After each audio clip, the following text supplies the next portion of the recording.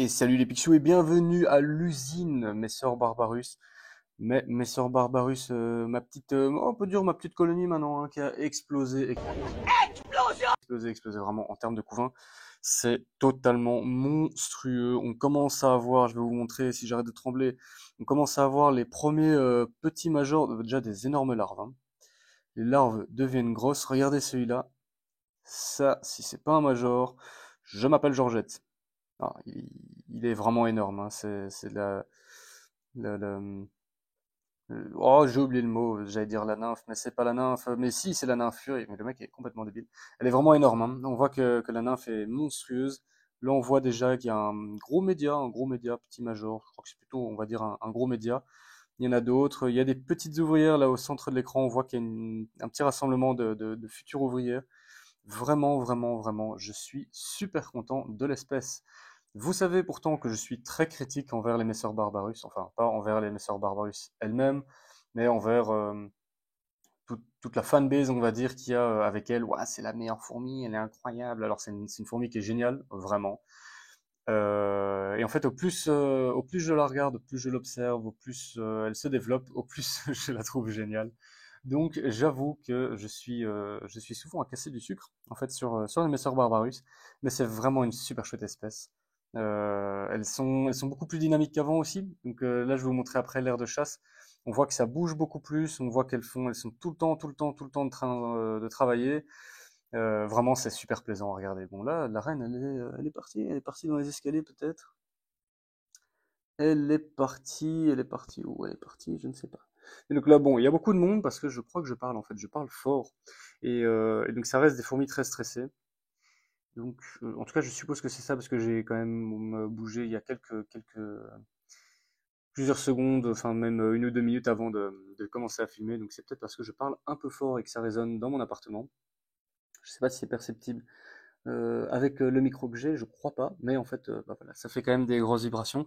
Et ben, où est la reine? Je ne sais pas. J'espère qu'elle n'a pas été dans l'air de chasse. Bon, c'est pas très grave en soi, mais, euh, mais je ne la vois pas. Bah bon, elle est toujours là et ça, et c'est pas un souci. Donc on voit beaucoup de monde dans ce tube. Alors aussi, nouvelle, donc là on voit que il y a ouais, le grenier, hein, on va dire, le grenier. Elle commence à manger un peu de tout, aussi en graines. Avant, elle mangeait un seul type de graines dont j'ai encore oublié le nom, alors que j'avais demandé à un abonné, enfin, j'avais pas demandé, mais un abonné me l'avait donné, mais je l'ai oublié. Et alors, j'ai ouvert un étage supplémentaire avec une grosse réserve d'eau.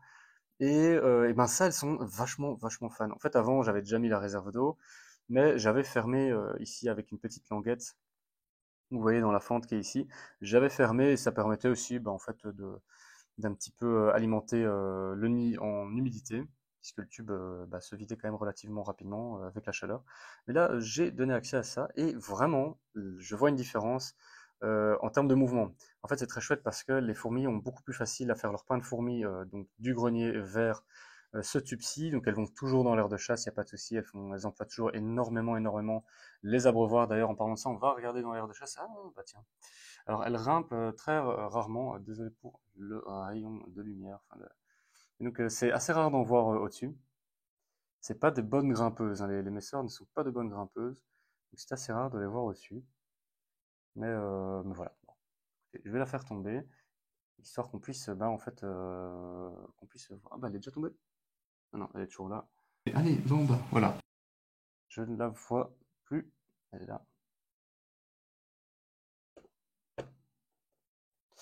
Ouais, eh ben, j'ai fait paniquer tout le monde. Une fourmi, c'est super solide, hein. Bon, du coup, on va regarder un peu ce qui se passe dans l'aire de chasse. Là, vous allez voir qu'il y a énormément d'activités déjà de base. Mais bon, là, j'ai fait trembler en plus le nid, donc ouais, c'est un peu la panique. L'aire de chasse n'a pas changé. Petit truc qui est drôle, c'est que je les nourris avec beaucoup de protéines maintenant.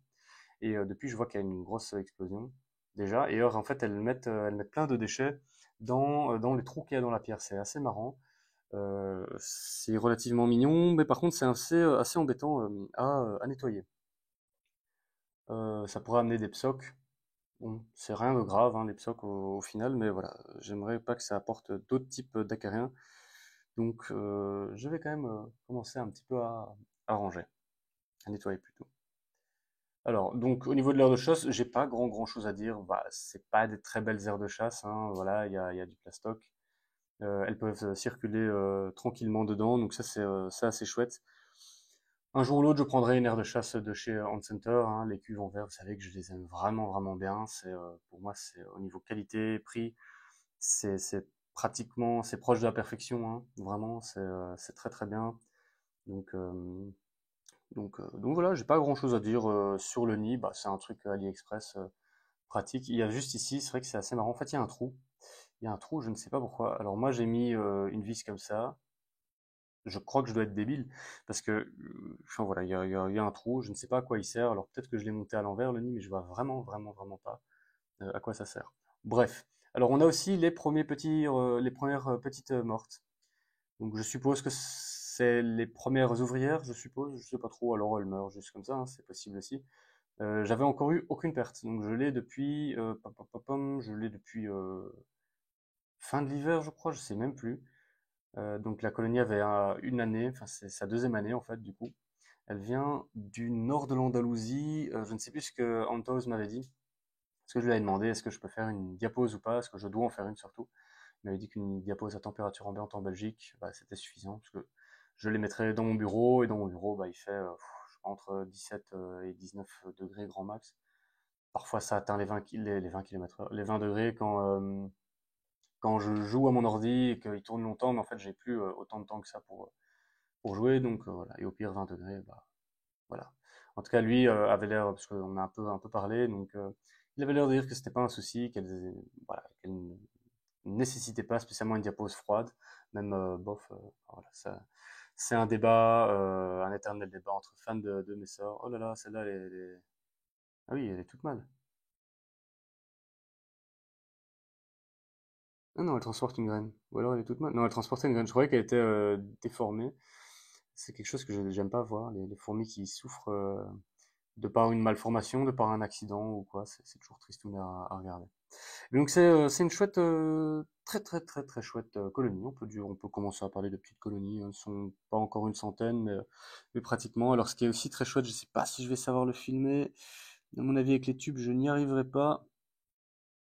Et comme ça non plus. Mais vous voyez, en fait, ici, il y a une sorte de petite grotte avec peut-être comme ça. Oui, là on voit vraiment pas bien, mais il y a une petite grotte. Alors elles vont mettre des graines là-dedans, elles vont mettre des déchets aussi. Bon, elles sont un peu bêtes, je vais dire, parce qu'elles mélangent les deux. Donc souvent elles rentrent des graines et des déchets, puis après je les revois ressortir avec les graines, aller mettre les graines dans leur tube grenier. Donc, c'est assez marrant à voir. Peut-être qu'elle les ramène et qu'il y a une trieuse là qui lui dit ouais, non, tu fais pas bien ton travail. Mais vous fumez, monsieur. Je sais pas trop, mais en tout cas c'est vraiment marrant à regarder. Donc voilà, la colonie se porte super bien, tout se passe bien, la reine pond à mort, je sais pas où elle est, j'ai toujours pas où elle est. Mais, euh, mais voilà, tout se passe bien, vous l'avez vu en début de vidéo, mais là c'est vrai que c'est marrant. Ah, est-ce qu'elle serait là, entourée de toutes ces filles?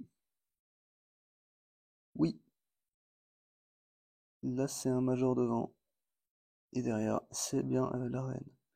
Donc voilà, c'est vraiment le développement, il y a une explosion, j'ai eu quelques naissances aussi, puisque j'avais un peu plus de nymphes de taille moyenne. Il y a 3-4 jours. Quand je les avais regardées, je me suis dit, ouais, là, vraiment, elles sont beaucoup.